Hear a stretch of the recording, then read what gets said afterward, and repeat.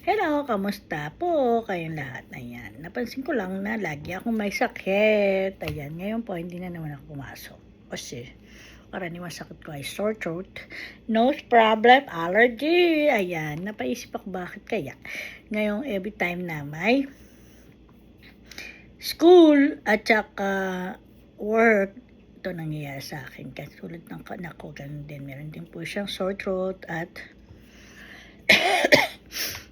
saka nose problem, allergy. Ayan, nag-take na ako ng allergy pills ko. Ayan, nakakapagod.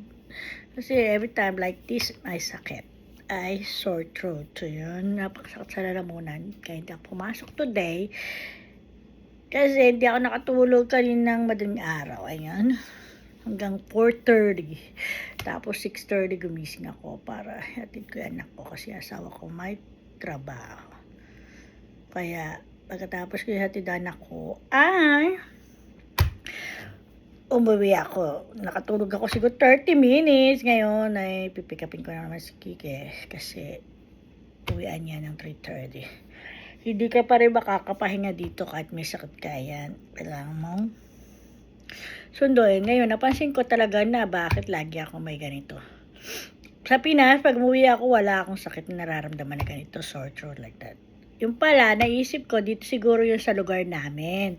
Kasi ang aking town ay the sweetest town in America. Ibig po sabihin na pinaka sweet daw na town.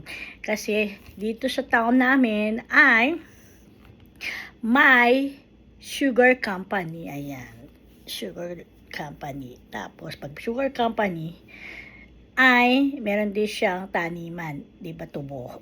Yung tubo, pag anihan na, siguro yung time na ang anihan, ay sinusunog nila yung yung tubo. Ayan, para pag inanin nila. Ganun, parang ganun. Kaya sobrang lagi mo nagsusunog sa papuntang town. Ayan, malapit sa town. Gusto ko pa naman tumira sa town. Kaya lang, pag ganito naman lagi, Diyos ko, hindi ko kaya tumira sa town. Ayan. Meron siyang sugar company. Gumagawa ng sugar.